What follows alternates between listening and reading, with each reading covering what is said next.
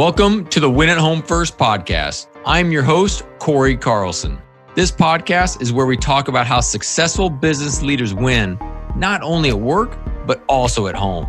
On this podcast, we'll go behind the scenes with great leaders to hear stories of how they win. Thank you for listening, and on to today's episode.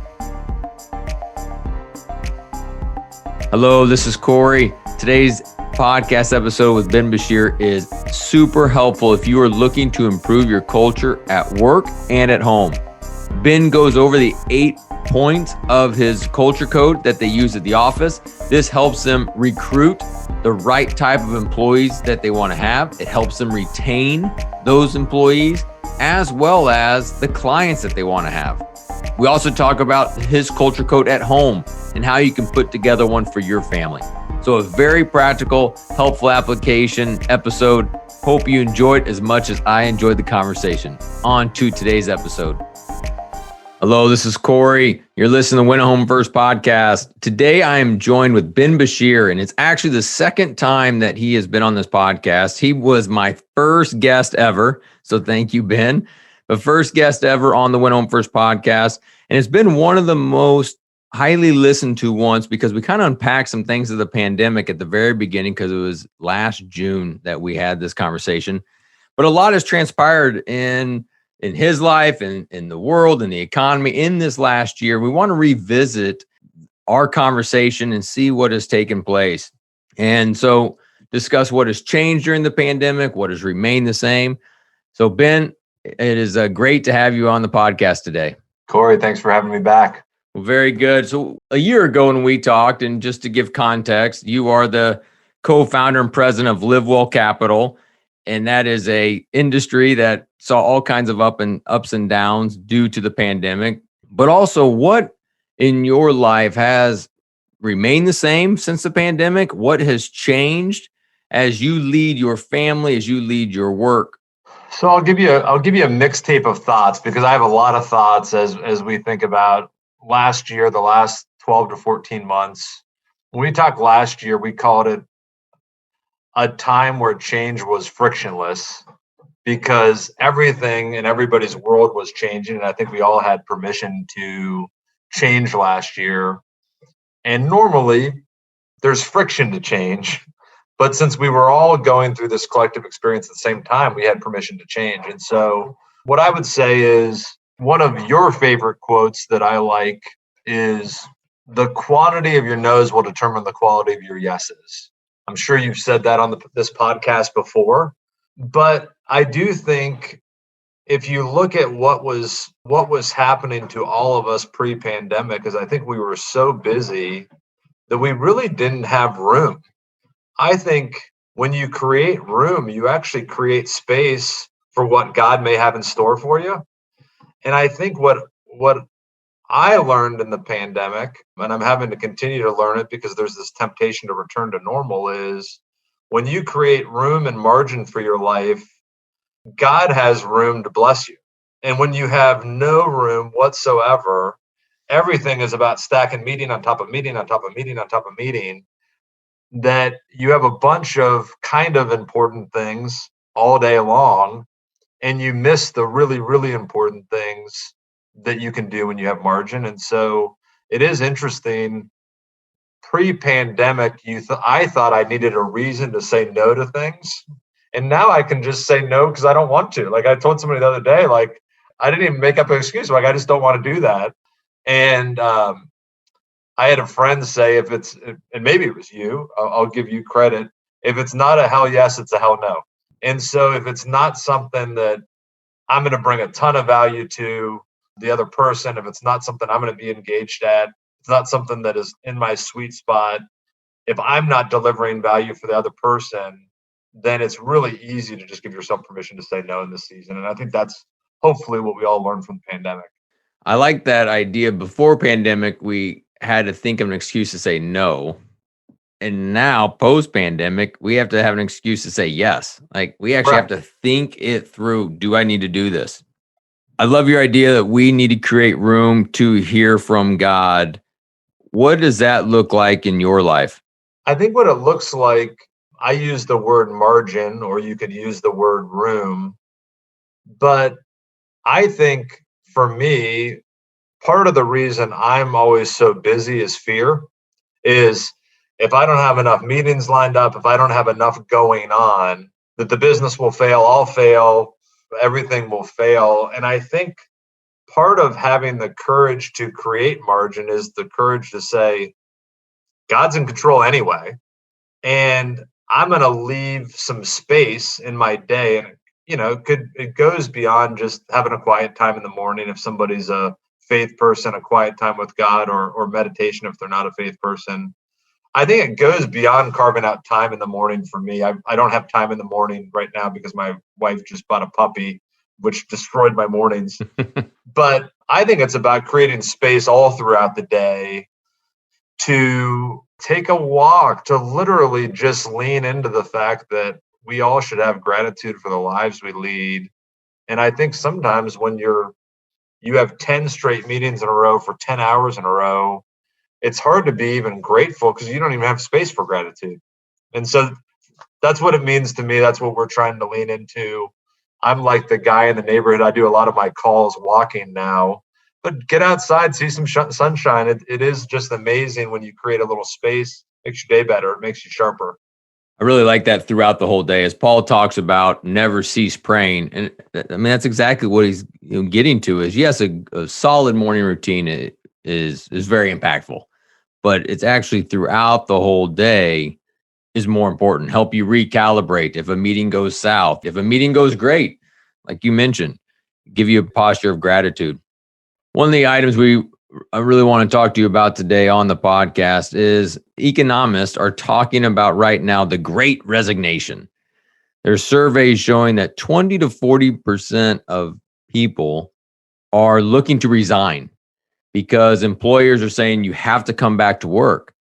And these employees are saying, I don't want to go back to work. I enjoyed working from home. I enjoyed flexibility. I enjoyed working out midday or taking my kids somewhere or picking them up, whatever it looked like. Then there's other people who actually had a pay reduction and they're okay with it. They adjusted their lifestyle. They have more freedom. So overall in America right now, we are seeing this shift, and maybe money is not as important as it used to be from an employer standpoint, but instead it's more about purpose. It's more about culture. And are you seeing anything right now in your team or in your clients of this idea of this great resignation? Culture changes when transitions in life happen. I think it's a great opportunity for businesses to think about growth strategies to get new talent, to get new clients. So, number one, I think we should be thinking differently about where we can find talent. Number two, I think we should be thinking differently about how we find where we find clients. I mean, my last 5 clients have not been from Cincinnati.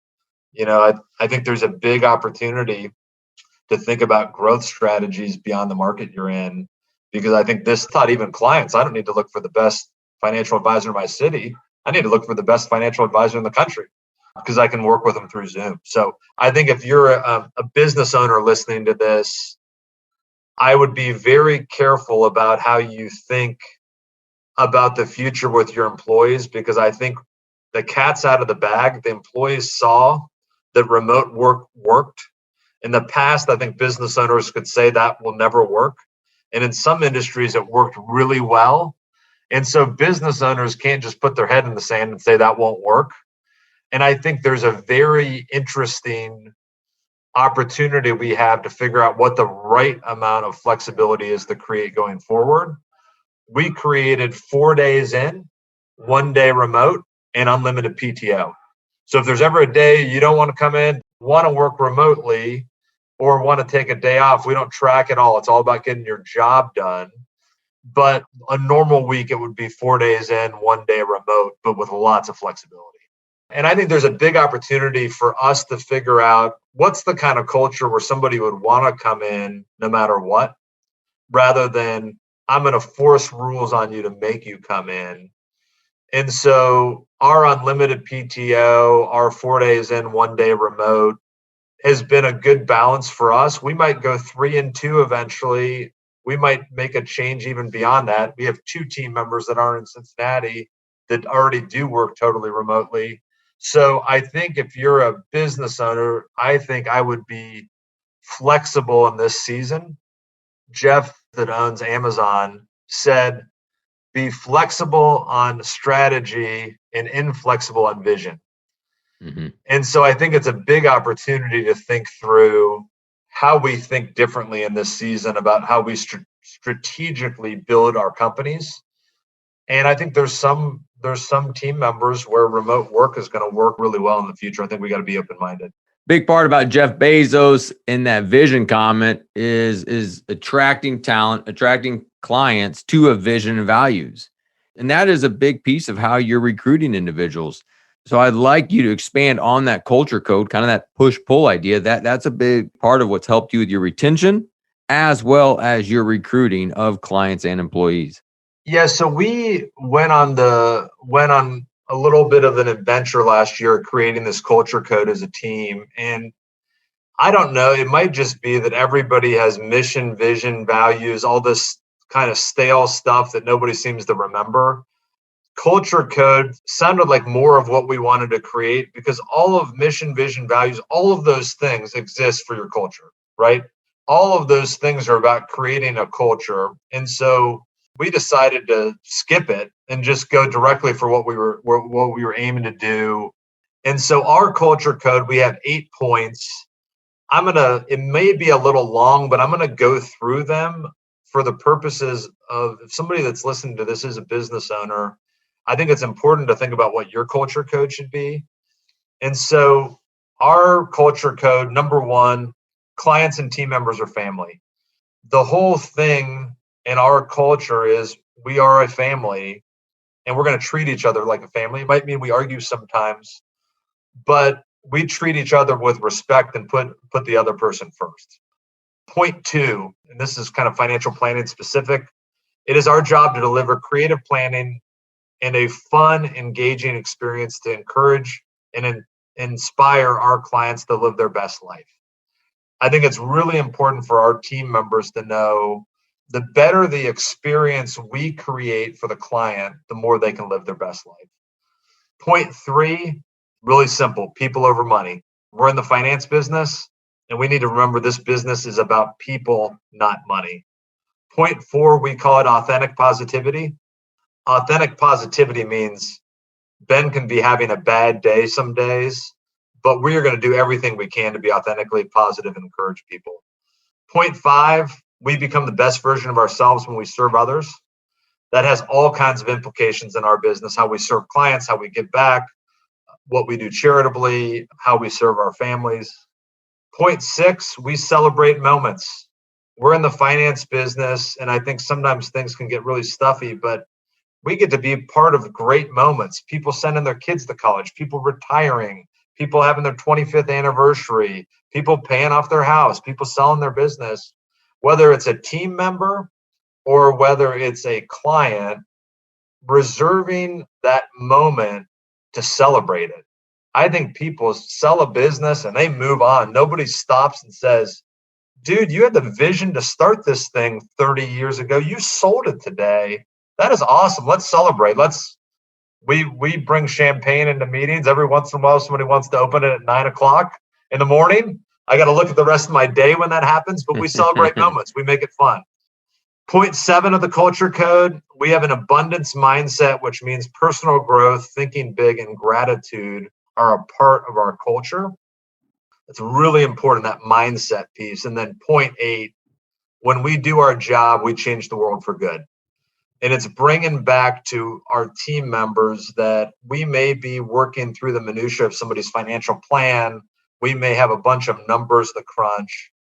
But ultimately, when we serve our clients well, you look at the money influence and kind of position power a lot of our clients have in society, that when we do a good job taking care of them, they get to be their best for their teams, their companies, their families, the people they lead. And the ripple effect of what we get to do is really important. And I think it's really important that team members see the bigger picture of what they're doing for these people. Thank you very much for listening to today's episode. I hope you are enjoying it so far. Before we go back to the rest of this episode, I want to share with you my book, Win at Home First. Some of you have read it, so thank you very much. For others of you, you have not. And I encourage, if you're looking for a resource to help you with these times of your work is now in your home and your home is now in your work and what this looks like, this book is being helpful to many leaders like you. Forbes magazine said it was one of 7 books everyone on your team should read. And the book is broken up into 4 different sections to help you. First is about you, understand who you are. The second is marriage and ideas and tips to help with your marriage. Third is parenting. And then last is work. So these 4 different sections to help you recalibrate during this time and to help move forward. So if you are needing additional resources, I encourage you to check out my book, Win at Home First. It is available on Amazon as well as Audible. And so on to the rest of the episode. Thank you very much. Those 8 points, those 8 values, very, very powerful. A lot of companies have them on the wall. They are plaques on a wall. They're flashed on the website, but you guys are actually living them out. It's just not a fancy plaque on a wall that people will kind of walk by, but they are part of your DNA. I mean, you weave them in and out of the interview process, of monthly meetings with the team. And so I want to kind of talk through each of those and the importance of it. How are you using that to attract new team members? Well, when I look at most team problems are from a lack of value alignment, right? If you really get to the bottom of it. And so I kind of think when you're really clear about the culture you want, I don't know that it's like you get to cheat, but I feel like I kind of get to cheat. I'm going to get the people that are most aligned to my culture because I'm really clear about what that culture is. And if you think about magnets, the right person is going to be pulled towards the culture they want to join. And the wrong person, it's like magnets that push each other away. The wrong person is going to be repelled. The person that doesn't have a growth mindset, that doesn't want to grow, that isn't thinking abundance, that wants to come in and just clock in and clock out, doesn't want to think about the bigger picture, doesn't want to build relationships with the team. The wrong person is going to hate that culture code. And that's a blessing too. And so if you think about like, what are all the hacks a business owner can have? And one life hack for a business owner is get really clear about the culture you want to create, and it will attract the right person and repel the wrong person. But if you're not clear about what that culture is, you have the wrong people wanting to join your team because they don't know what you're for. Because we all say the same things in the interviews if we're not careful. And so it's been a big blessing for us in trying to attract the right kind of team members. I assume this has also had a big benefit on attracting the right clients, where you are sharing who you are, what makes you a different company, a different wealth manager than the one down the street. Because at the end of the day, I mean, not that we would, we're going to discuss the products or anything that you're advising of, but products are going to be roughly the same. But instead, it's the culture, the relationship that you're bringing to the clients. And so you're in that process as you're attracting clients, you're also sharing this culture code. You're sharing about the who you are as opposed to just what you do. Right. So, I mean, if you think about wealth managers, we all have access to the same stock market. When the stock market is up, for me, it's up for everybody. And when it's down for me, it's down for everybody, right? I have access to the same stocks, bonds, mutual funds, exchange traded funds, same research.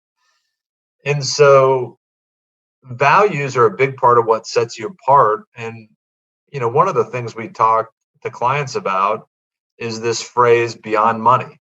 And so one of our value propositions is we're a financial advisor that will help you think beyond money, because it's not about having the biggest pile when we die. It's about having a life that isn't about money. It's about all the things that matter beyond money.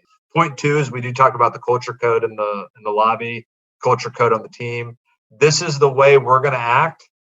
We're fun. We celebrate moments. We're different than the average advisor. If you don't want to have fun and don't want to think outside the box and don't want to have a life that's beyond money, we're probably not for you. If you want somebody that wants to talk about spreadsheets all day, LiveWell Capital is not your people.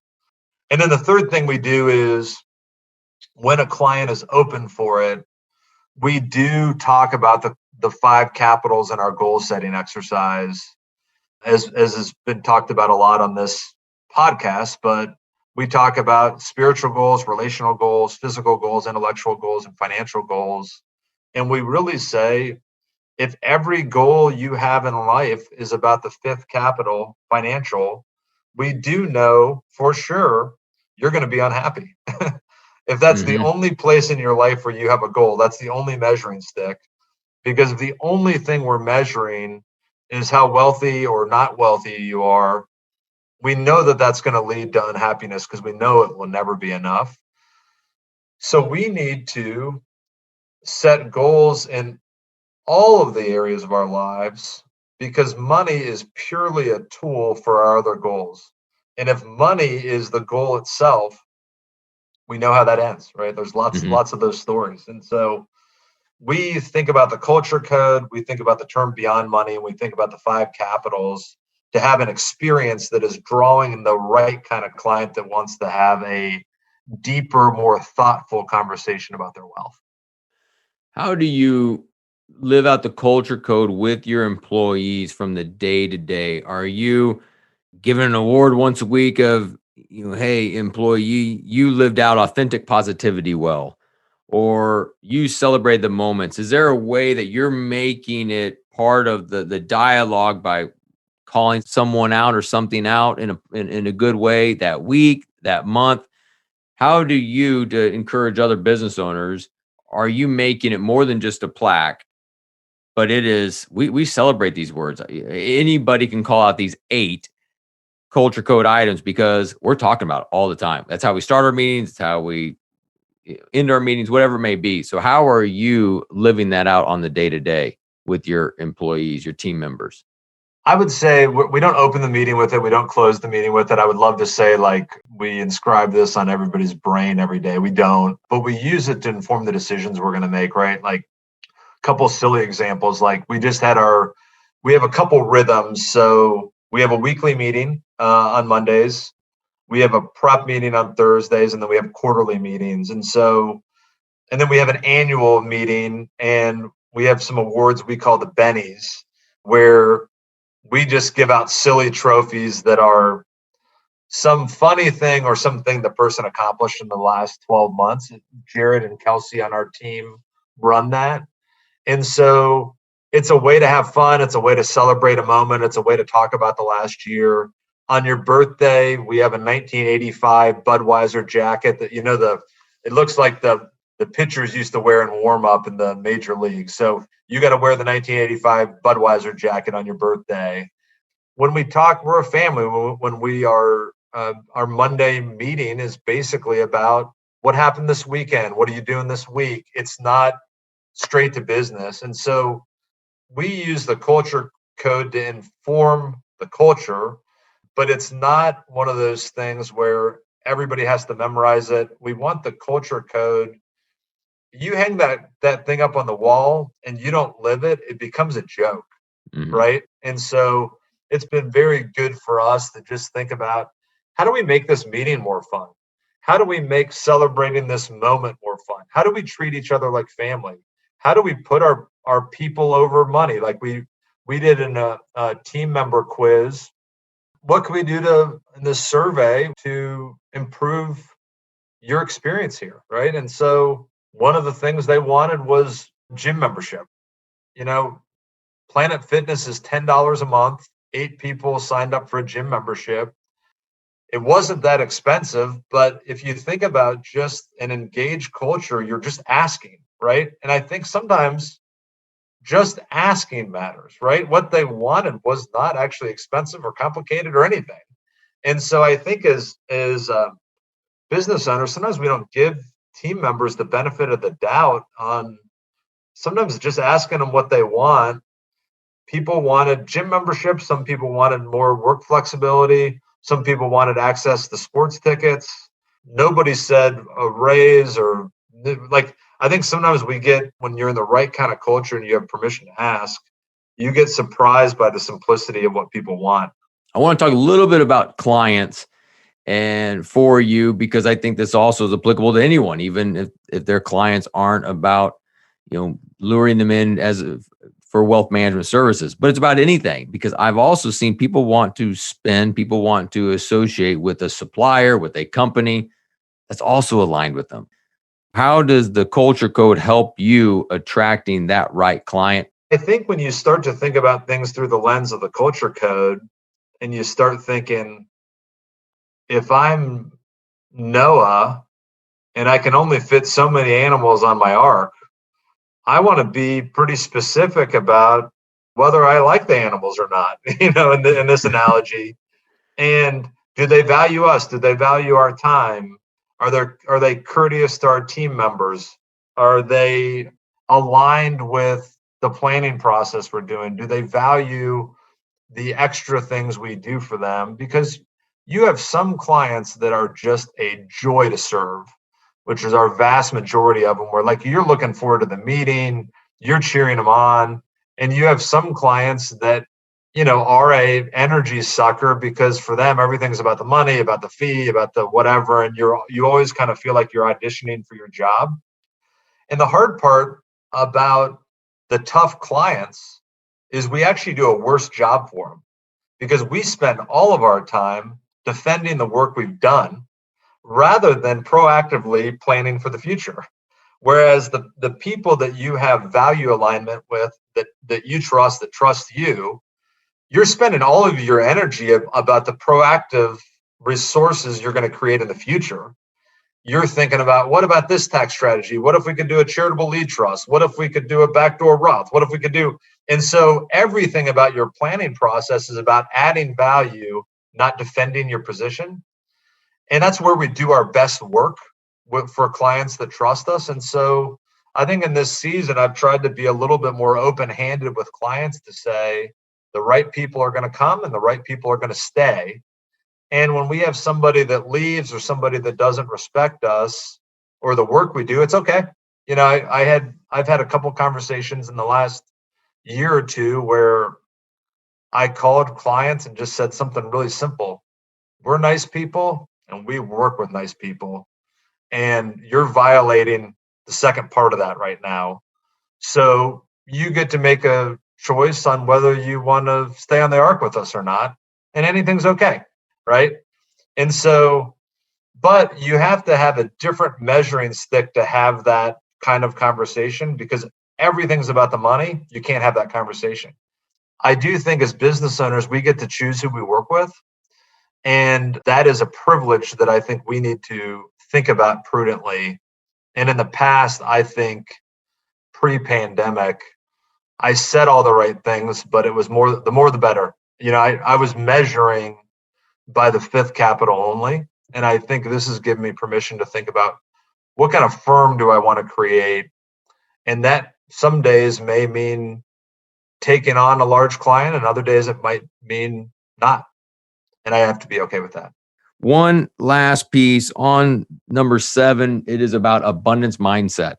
I think for no matter what industry you're in, that can be difficult right now, whether it's a wealth manager, because there's a lot of wealth managers. Myself, I'm a coach. There's a lot of coaches, but whatever people are going through, that idea of abundance versus scarcity is a significant game changer. How are you coaching your team to have that abundant mindset? What are you sharing with them to keep their head up if they are to lose a client, or there are a change within their portfolio? How do you lead with abundant mindset? What I'm learning right now, I read a book about 2 months ago by Adam Grant called Give and Take. And the book's premise was, you have 3 kinds of people in life. You have givers, matchers, and takers. Givers believe that there is a unlimited abundance out there, and my job is literally to just bring value to the world and everything will work out. I'll get mine, so to speak, by just focusing on others, right? And they don't even care about getting theirs, but inevitably, if you're a giver, you typically have a life of abundance, because that way of thinking is just so attractive. I'm going to do a podcast and give all my best ideas away for free, right? It's what you're doing right now. That way of thinking is so abundant, it attracts people. Second kind of people are matchers. And matchers are, you did something nice for me, I'll do something nice for you, right? And most of society is actually matchers. That's actually okay. And then the third kind of people are takers, where in every single interaction, I got to defend my turf, and there's only a certain amount of resources, and it's my job to make sure I get what I'm owed. And so everything in that taker mindset is about finite amount of resources, and my job is to make sure that I grab my slice of the pie. And I think it's really important in culture to the book's take is you don't need everybody on the team to be a giver. You just need to eliminate takers because Hmm. takers make everybody else think there's a scarcity to what's going to happen to them. And everybody's job is to defend their turf. And so one thing we try to do in educating team members and really educating ourselves is that giving mindset, that abundance mindset is going to make all of us win. Because I think there's a big opportunity in life to understand that for Corey to win doesn't mean Ben has to lose. And I think there's 330 million Americans. If somebody else picks another wealth management advisor, that's okay. There's 329,999,999 left or something, right? And so I think this concept of unlimited resources is a big opportunity for us to understand as businesses that when we have an abundance mindset, it will ultimately bring in the people that ultimately are right for us. And when we think that everything is scarce, it will become scarce. Scarcity mindset is a self-fulfilling prophecy that the people that think things are scarce will have a scarce, non-abundant life, and the people that think things are abundant will have an abundant life. And it's something for us to lean into if it's not something that comes natural. That's great. I did not know we talk about the Give and Take book with Adam Grant. I too love that book. One thing that I loved in there to everything you talk about those three people is when he gives data and pretty much graphs out the fact that takers win early. They're that taker, they're the sales one that's getting the purchase order quick. They're the wealth manager that is attracting the families in, and maybe their assets under management's ramping up fast. But when word gets out that they are just about that financial capital, they're not about relational spiritual capital, it starts to fall. Whereas the giver, it's a slow grow. I mean, it's a slow, they're building relationships, they're investing in people. It takes time. They're giving and serving, like you mentioned. Then the word starts to get out. And now referrals kick in. And so it almost shows like a hockey stick growth of that giver where it's slower. They're slower than the taker at the beginning, but then there's just this change in the graph. And when I saw that, it was refreshing and just very helpful to see that. Yeah, taker ceiling. The book doesn't call it a taker ceiling, but there's a taker ceiling in the fact that to your point, if word gets out that everything's about you, that word gets out quickly, and takers hit a ceiling that they don't understand. Is there anything in closing that you would just share that as you have led your family, yourself through this, and even a culture code, if you will, of kind of your own personal life, what does that look like as you've led yourself and your family? So as we wrap up, one thing that I wanted to say earlier that I didn't get to is I think that it is very easy to listen to a podcast and think whoever's talking, they have it all together. And all of these, we've had so many missteps during the pandemic that I just wanted to call out real quick. We returned to work, and then we went back to remote, and then we returned again, and then we thought somebody had COVID, and then we took time off, and we had people questioning whether we needed to return to work at all. And so when I talk about some of these conclusions about remaining flexible in our thought, they are conclusions that have come from also making mistakes. And so I think as business owners, we're always making mistakes. Hopefully at the same time, we are getting better. As we think about our families in this, I think there is a big opportunity to think about what is the culture code for our family. If you look at our family, we have basically three things. We got a board that we've made for the kids. Beshears make things fun. That's not number one, but I always want to make it number one. Beshears make things fun. Beshears are kind and generous, and Beshears work hard, right? And so if you think about our family culture, I think the art of working these things is having the kids learn about what you're about. I say Beshears work hard. It's the technical one is Beshears don't quit, because Campbell liked the don't quit more than work hard. But it's really, I was doing something last summer and I decided to quit on it because it wasn't working. And Campbell's like, Beshears don't quit. And you're like,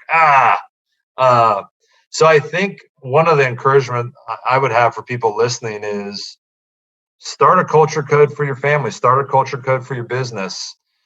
And I think the reality is sometimes I think perfect gets in the way of progress. And I loved when you and I first started working on it for your family and talking about it. You talk about Campbell changing up the last one of don't quit versus work hard. Same thing. Your first draft, if you remember, it says Beshears do fun things was your first draft, if you remember. And I can't remember what it was, but you had to do something. And she's like, I'm not doing it. That's not fun. And then so you tweak the wording to say we make things fun. Right. Because no one would ever want to make their bed again because that's not fun. Right. But instead now you can make your bed and maybe do it in a fun way. But I remember that tweak you had to make because of a wise crack by her, which is great. Yeah, you have to we kind of floated these out before we have them carved in wood in their rooms and in the basement. So we had to float them to kind of see, because that whole point on make things fun, we have an opportunity to make anything we're doing fun if we want to. But, mowing the lawn isn't fun, or, doing your homework isn't fun, but we can make it fun. And I think it was a nuance from kind of floating and realizing this isn't going to work if everything is about fun, but it's about making things fun, right? Yeah, that's great. For anyone listening, I think putting together the vision values for your family is very important. Just to give you a heads up, if you do it, expect some eye rolls out of the gates. Oh, yeah. Get some eye rolls, just like I had. My family thought it was a crazy idea, but then they started to get buy-in. So if you go try to do this, expect some eye rolls, but push through. It is worth it on the other side. And yeah, I mean, I had an eye roll from Lindsay where Lindsay's like, come on, we're not even doing the basics right, and we're working our culture code. But I think you're going to have to bring a lot of energy to the conversation, because there will be some eye rolls. But ultimately, Brian Tomes is Tomes Hustle, right? Ultimately, my buddy Scott Phillips is Phillips Battle. So some of these people have simpler ones than we had.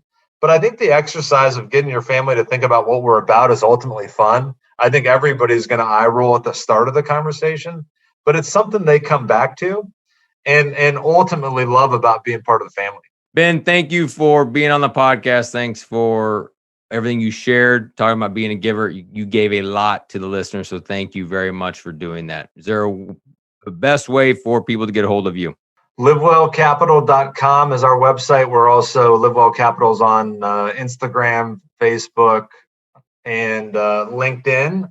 And as always, we're pretty open with people that want to reach out. My cell phone number is 513-307-6636. We'd love to have a conversation about making the most of your life and of your money. And we are open for business. Thank you very much. Thanks, my friend. Thanks for having me. Great conversation. I want to thank you for listening to my podcast, Win at Home First. I am so grateful to hear from listeners like you that this content has been helpful. So now I would love for you to pay it forward. I want to get this message in the hands of more listeners. We need leaders to be winning both at home and at work, especially during this time. So please take a minute to share this episode with somebody you think would find value in it, as well as rate and subscribe. As a thank you, please visit my website at corymcarlson.com to download a free resource that people are finding value in. Thank you very much. This is thepodcastfactory.com.